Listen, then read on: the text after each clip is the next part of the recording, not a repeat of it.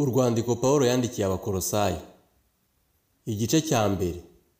Pawulo wagizwe intumwa ya Kristo Yesu nk'uko Imana yabishatse, na Timoteyo mwene data. Turabandikiye bene data bo muri Kristo bera bo kwizerwa bari i Kolosayi. Ubuntu n'amahoro be muri mwe biva ku Mana Data wa twese. Pawulo ashimira Imana kwizera n'urukundo by'Abakolosayi.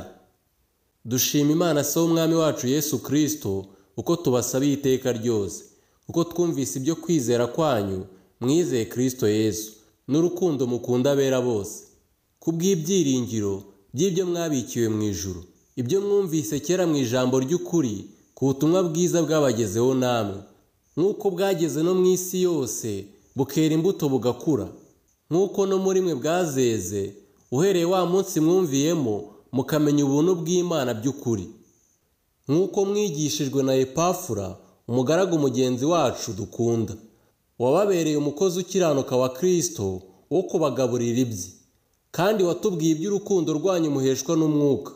Nicyo gituma tudasiba kubasabira uhereye igihe twabyumviye. Twifuza ko mwuzuzwa ubwenge bwose bw'umwuka no kumenya kose, ngo mumenye neza iby'Imana ishaka, mugende nk'uko bikwiriye ab'Umwami wacu, mumunezeze muri byose, mwere imbuto z'imirimo myiza yose, kandi mwunguke kumenya Imana, mukomereshejwe imbaraga zose nk'uko ubushobozi bwayo bw'icyubahiro bungana, ngo mumenye uko mwiyumanganya muri byose mukihanganana ibyishimo, mushima Imana Data wa twese waduhaye kuraganwa n'abera umurage wo mu mucyo. Niwe wadukijije ubutware bw'umwijima, akadukuramo akatujyana mu bwami bw'umwana wakunda. Yesu umukiza wacu niwe muremyi wa byose, niwe waducunguje amaraso ye ngo tubone uko tubabarirwa ibyaha byacu. Ni nawe shusho y'Imana itaboneka, niwe mfura mu byaremwe byose, kuko muri we arimo byose byaremewe, ari ibyo mu ijuru cyangwa ibyo mu isi, ibiboneka n'ibitaboneka, intebe z'ubwami n'ubwami bwose, n'ubutware bwose n'ubushobozi bwose. Niwe wabiremye byose, kandi rero ni nawe byaremewe. Yabanjirije byose, kandi byose bibeshwaho nawe. Niwe mutwe w'umubiri, niwe torero, kandi niwe tangiriro. Ni imfura yo kuzuka mu bapfuye, kugira ngo abe uwa mbere uhebuje byose, kuko Imana yashimye ko kuzura kwayo kose kuba muri we, kandi imaze kuzanisha amahoro amaraso yo ku musaraba we, imwiyungisha n'ibintu byose, ari ibyo ku isi cyangwa ibyo mu ijuru. Namwe abari baratandukanijwe n'Imana kera, mukaba mwari abanzi bayo mu mitima yanyu no kubw'imirimo mibi, none yiyungishije namwe urupfu rw'umubiri we, ngo abashyire imbere yayo muri abera n'abaziranenge mutagawa. Niba muguma mu byo twizera, mwubatswe neza ku rufatiro, mutanyeganyega kandi mutimurwa, ngo muvanwe mu byiringiro biheshwa n'ubutumwa mwumvise, bwabwirijwe mu baremwe bose bari munsi y'ijuru, aribwo njyewe Pawulo nahindukiye umubwiriza wabo. Umurimo no kurwana bya Pawulo mu busonga bwe. None nishimiye amakuba yanjye yo ku bwanyu, kandi byasigaye ku byo Kristo yababajwe mbishoje ubwanjye mu mubiri wanjye, kubw'umubiri we ari wo torero, iryo nahindukiye umubwiriza nkurikije ubusonga Imana yampaye ku bwanyu, kugira ngo mbwirize abantu ijambo ry'Imana ryose, ari ryo bwabwiru bwahishwe uhereye kera kose n'ibihe byose, ariko none bukaba bwarahishuriwe abera bayo, abo Imana yishimiye kumenyesha ubutunzi bw'ubwiza bw'ubwo bwiru bwageze mu banyamahanga, aribwo Kristo uri muri mwe, ari byo byiringiro by'ubwiza. Niwe twamamaza tuburira umuntu wese, tumwigisha ubwenge bwose, kugira ngo tumurikire Imana umuntu wese amaze gutunganirizwa rwose muri Kristo. Icyo nicyo gituma nkora cyane, ndwanana umwete nk'uko imbaraga ze ziri zinkoreramo cyane. Igice cya kabiri.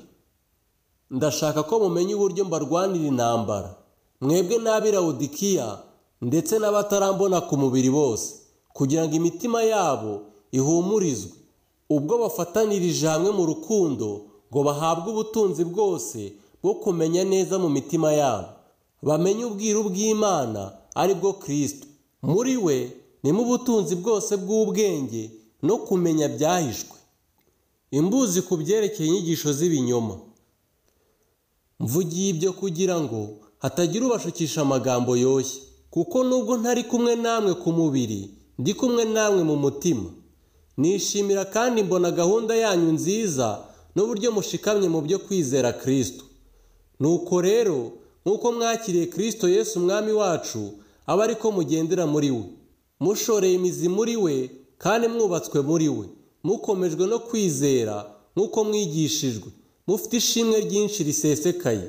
Mwirinde hatagira umuntu ubanyagisha ubwenge bw'abantu n'ibihendo by'ubusa bikurikiza imihango y'abantu, iyo bahawe na ba sekuruzaho akarande, kandi bigakurikiza imigenzereze ya mbere y'iby'isi bidakurikiza Kristo. Nyamara muri we niho hari kuzura k'ubumana kose mu buryo bw'umubiri, kandi mwuzuriye muri we, ari we mutwe w'ubutware bwose n'ubushobozi bwose. Muri we ni namo mwakebewe gukebwa kutari ukw'intoki, ahubwo ni ugukebwa kuva kuri Kristo, ariko kwiyambura umubiri w'ibyaha bya kamere, kuko mwahambanwe nawe mu mubatizo, kandi nimo mwazuranwe nawe kubwo kwizera imbaraga z'Imana yamuzuye mu bapfuye. Kandi ubwo mwari mupfuye muzize ibicumuro byanyu no kudakebwa kw'imibiri yanyu, yabahinduranye bazima nawe, imaze kutubabarira ibicumuro byacu byose, igahanagura urwandiko rw'imihango rwaturegaga, ikarudukuzaho kumubamba ku musaraba. Kandi imaze kunyaga abatware n'abafite ubushobozi, ibahemura ku mugaragaro, ibivuga hejuru ku bw'umusaraba.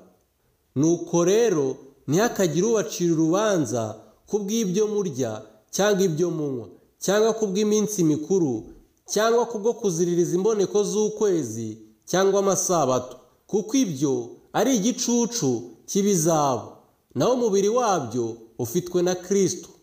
Ntihakagire umuntu ubavutsa ingororano zanyu, azibavukishije kwihindura nk'uwicisha bugufi no gusenga abamarayika, akiterera mu byo atazi, atewe kwihimbariza ubusa n'ubwenge bwa kamere ye, nifatanye na wa mutwe, ari wo umubiri wose uvanaho gukura kwawo gutangwa n'Imana, ugatungwa n'iby'ingingo n'imitsi bitanga, ugateranwa neza nabyo.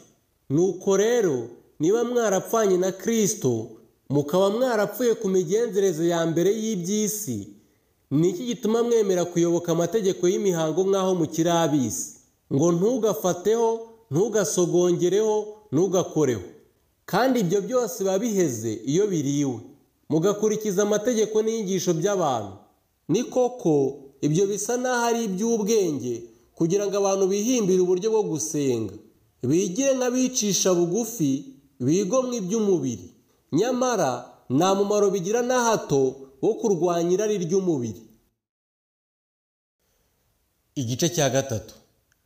Ibyo kugira ukubaho gutunganye n'urukundo rwa kivandimwe.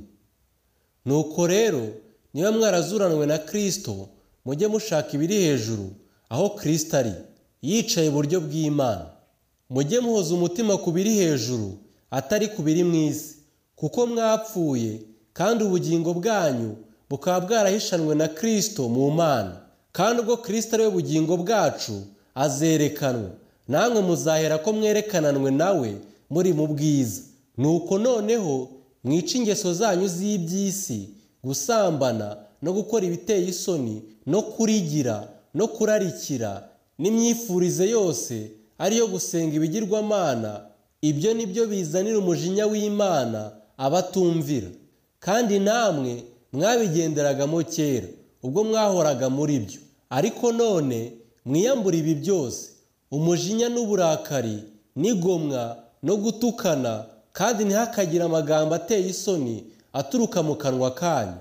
Ntimukabeshyane, ubwo mwiyambuye umuntu wa kera n'imirimo ye, mukambara umushya uhindurirwa mushya, kugira ngo agire ubwenge, kandi ngo ase n'ishusho y'iyamuremye.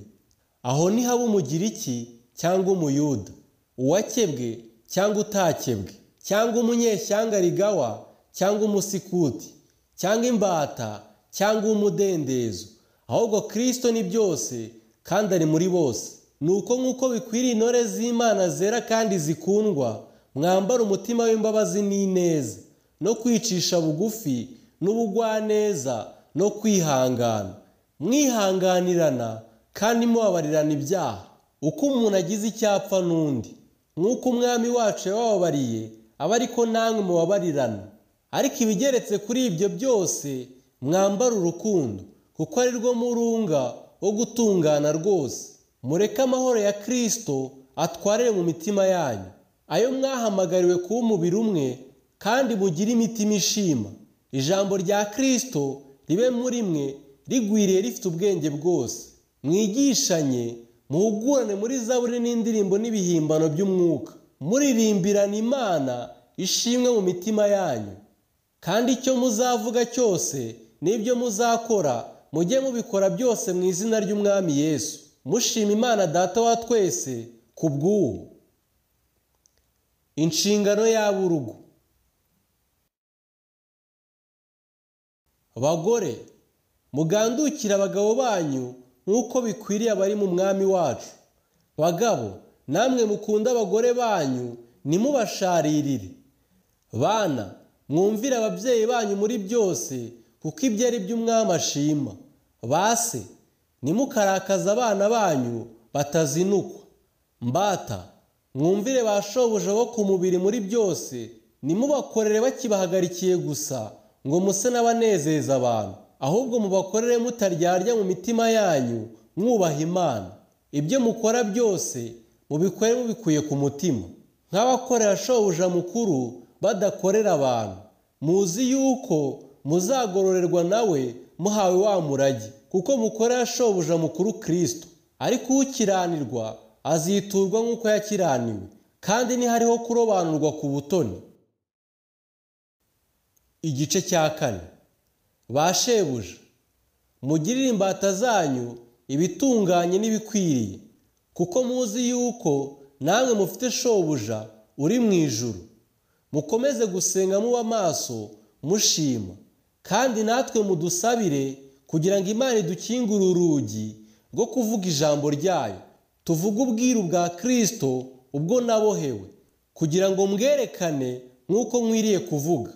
Mugendere mu bwenge ku byo kugira abo hanze, mucunguze uburyo umwete. Ijambo ryanyu rifatanye iteka n'ubuntu bw'Imana risize umunyu, kugira ngo mumenye uko mukwiriye gusubiza umuntu wese. Intashyo. Tukiko, mwene data ukundwa w'umubwiriza w'iby'Imana ukiranuka, n'umugaragu mugenzi wanjye ukorera mu Mwami wacu, azababwira ibyanjye byose. Niwe mbatumyeho ku bw'ibyo ngo mumenye ibyacu, kandi ahumurize imitima yanyu. Mutumanye na Onesimo mwene data wo kwizerwa kandi ukundwa, mwene wanyu, bazamenyesha ibyino byose. Arisitariko tubohanwe arabatashya, na Mariko mwene se wabo wa Barinaba arabatashya nawe. Uwo niwe mwategetswe, naramuka aje iwanyu muzamwakire. Na Yesu witwa Yusito arabatashya.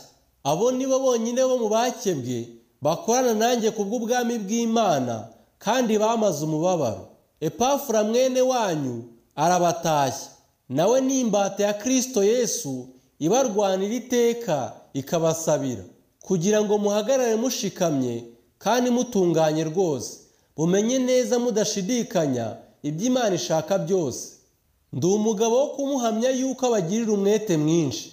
Mwebwe n'ab'i Laodikiya n'ab'i Hiyerapoli, Rukumuvuzi ukundwa na Dema barabatashya. Munahirize bene data b'i Laodikiya na Numfa n'itorero ryo mu nzu ye. Uru rwandiko nimumara kurusomerwa ruzasomerwe n'itorero ry'i Laodikiya. Namwe muzasome uruzava i Laodikiya, kandi muzabwira Rukipo muti, ujye urinda umurimo wo kugabura iby'Imana wahawe kubw'Umwami wacu uwusohoze. Uku niko gutashya kwanjye Pawulo, kwanditswe n'ukwanjye kuboko. Mwibuke ingoyi zanjye. Ubuntu bw'Imana bubane namwe.